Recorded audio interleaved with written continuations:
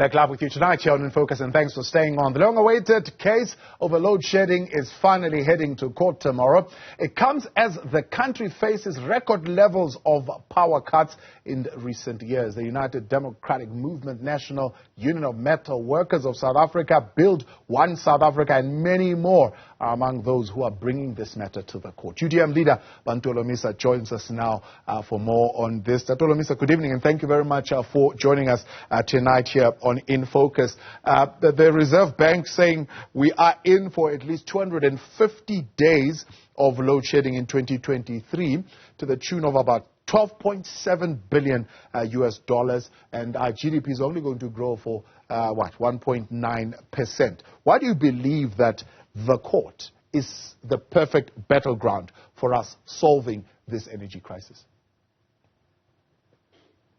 At least for the first time, we stand to know what is the real reason for this load shedding. What are the causes? And what steps has the government taken to address it? Because this thing has been here since 2008. The only time they show some speed of trying to do something was when the UDM and other 17 applicants filed papers. Then we saw a lot of rush coming up and down. But at least tomorrow we will begin to hear exactly what happened. Many areas will be touched, such as why are they putting load shedding in sensitive areas like hospital, mortuaries, police, national key points, because they have demonstrated to us as a nation that this is a man-made load shedding. They are able to control it. And they can even tell you that on Sunday there will be a load shedding. But they would forget when the load shedding starts on Sunday.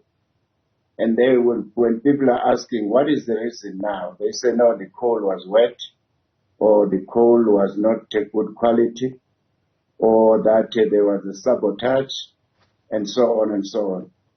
This time we have ordered them to come to court and speak under oath and tell the nation what is going on. We've heard what Reiter has said in his papers. We've heard what the president is saying, to such an extent of saying this is not his baby. This is a baby of local government. They must not nag him about asking why there's a load shedding. Yet they are responsible. They are the main shareholders. The generation of electricity is not done at local government. No, transmission is done by the local government. Yeah. It is done by ESCOM in collaboration with the Department of Minerals and Energy. Yeah. So this thing of trying to mislead the public, I hope it is going to come to an end. Yeah. So at least the judges, we expect them that they will confirm that this lack of urgency by the government and ESCOM to address this matter is violating the constitutional right of South Africa.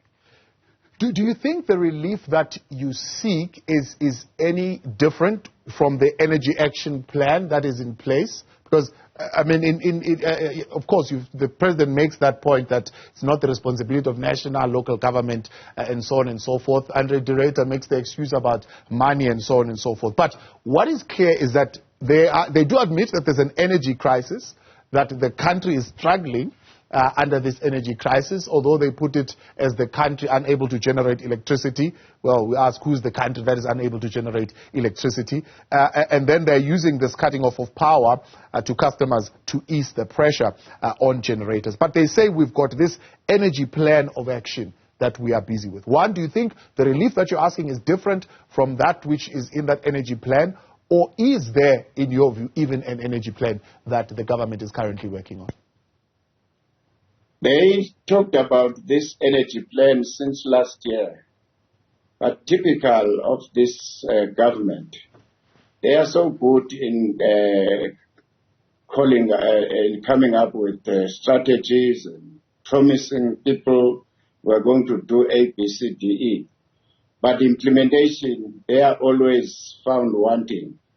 Therefore, I don't want to waste your time and the time of the viewers because they have not implemented anything.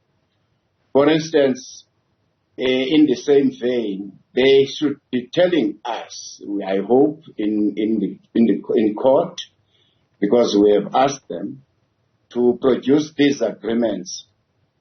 For instance, the agreement between Hitachi and Chancellor House.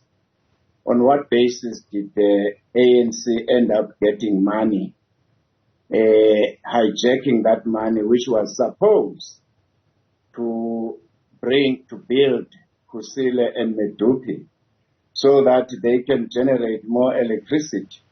But those two plants are not generating anything to full capacity. Yet billions have gone to the ANC.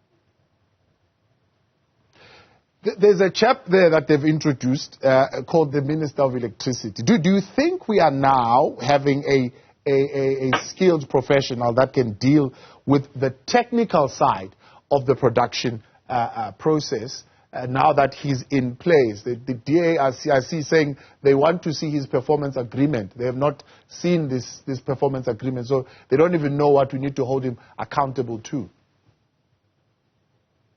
Well, the jury is still out there. It's still too early to give a judgment on that. However, if the government was serious, or if they were to listen to the advice from other people, mine would have been to say, can't they make sure that the people who are operating at ESCOM are fully qualified, as opposed to relying on comrades who were deployed, some without skills?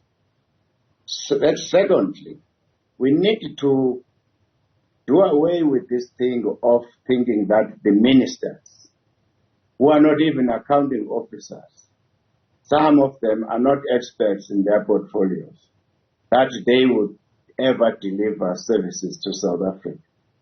The sooner we revert back to the policy, that of asking accounting officers, the chief directors who are qualified, and engineers in various spheres, the better. Because what we are seeing now, everybody was focusing on the cabinet reshuffle, thinking that once that cabinet is reshuffled, there will be service delivered. You're wasting your time. These guys are there as gatekeepers for the money to be channeled back to Lutuli House. Period. Now, part of this adoption of the Energy Action Plan, Tata, they speak a lot about the private investment in electricity generation as being part of what is going to solve the energy crisis. And one of the debates that has been going on is around this resource mobilization fund. What are your views on the resource mobilization fund? It's private sector putting in some money. They're saying it's going to be held separate, but it's money that is being given to the presidency to get the skills, as you say, and the know-how in how we generate electricity. Trust issues will kick in when it comes to that, because some of the business people might be reluctant to give money to a government which has a track record of stealing the same money which they get from the taxpayers. What's the difference when they take your 5 rand and they take 1 million from the big business? That money is going to end up in the dustbin. How many billions of rands has the president of this country said he has got a pledge from the big business? But it shows that those business people do get cold feet when they read that the looters of the resources of this country is none other than the ruling party and their leaders. I don't have confidence in that transaction. And also, I'm skeptical that the money will be given to the president or to the presidency.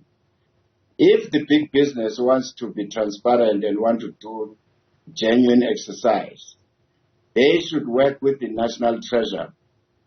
That is the only institution which is empowered in terms of the law and constitution of this country to handle such a major project in terms of finances. No other person. And finally, part of, again, adopting this energy action plan speaks of business, but private individuals now being given the license to produce and generate their own electricity on the top of their roofs. Is government, also linked to your court case here, undermining then the accountability of national government in delivering electricity by now saying, well, citizens, produce your own? Well, I think they are under pressure because they don't have the capacity to produce or generate more electricity because they have stolen the money, as I've said. Billions ended up at Lutuli House, which were supposed to build Medupi and Kusile. So they are under pressure. It's not because of their liking. That's why, for instance, the people tomorrow are in the streets calling for the government to be transparent and say, government, please keep the lights on. What's going on? Why would you switch off lights with the police in the hospitals, in the clinics, in the schools? What is your agenda? And they are saying, well, part of it is that these big facilities like hospitals and so on are not functioning on their own, but they are connected, for example, to residential areas. And therefore, if you exempt them, you would be exempting everybody else, and it defeats the purpose. But it's their excuse, and you've got an answer to that. That is nonsense, because what they are saying is that they are saying people must die. How can a government kill its own citizens deliberately? And when you look at your reliefs that you're seeking, or the alternatives that which you speak about in the papers, do you believe these are alternatives that will be able to be implemented in the short term, or are these alternatives that we are seeking government to implement in the medium, even to long term? Well, I think what we need to do in this country, we must accept that there is this energy crisis. And the sooner we take it away from the current government, that it is the government which will address this issue alone, the better we should look for other alternatives. In other words, here we must try and call for a bigger constituency to deal with this matter. I'm talking here about government, business, labor, and everybody else. And sit down around the table and say, at the short-term period, this is what we are going to do.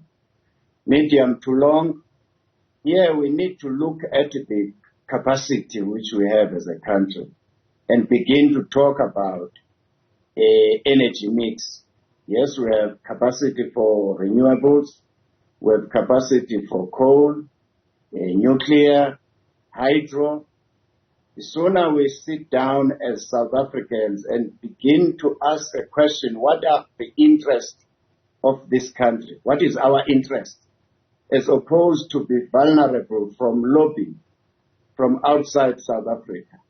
We need to narrow the gaps amongst ourselves.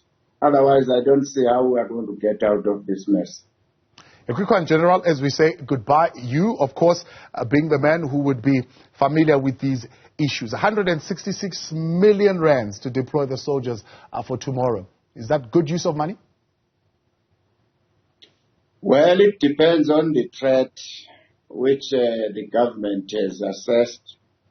But for record, this is not the first time that we hear people talking about shutdown. We've heard COSATU leaders talking about the same.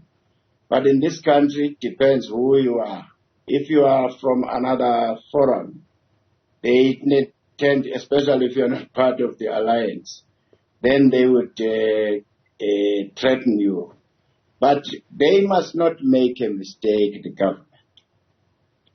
The protest tomorrow is not going to be EFF people only. It is going to be a national protest which will include even the ANC members. So they will have to tread carefully. That's the advice I can give them. But what is normally is done, notwithstanding the noises you are hearing from TV, radios, and the war talk between police and EFF, behind the scenes, the leaders will have to talk to each other. That is the police and the organizers of the march or shutdown.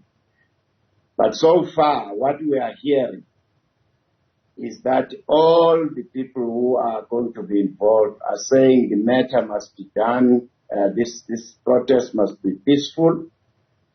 As to whether it needed to deploy soldiers, I'm of the opinion that this is typical of the old apartheid style of trying to intimidate people. At least if you say soldiers must be on standby, you don't have to deploy them in the streets and so on. You deploy the police first, and then the police can assess the threat. Because so far, I don't think the EFF and any other concerned South African is there to carry guns and say, drink electricity. But they want to send a message. But you can see that this is typical of a government which understands that they are losing power and they must use every trick in the book to confuse the citizens. I hope that the soldiers and the police will not regret one day that they were used to protect this corrupt government, because we are now in the dark. There's no electricity, precisely because ANC hijacked the billions which were supposed to generate electricity here. It's on record. You will also hear it in court tomorrow. General, appreciate your time. Thanks so much for coming on tonight. Leader of UDM, General Bantu Holomisa.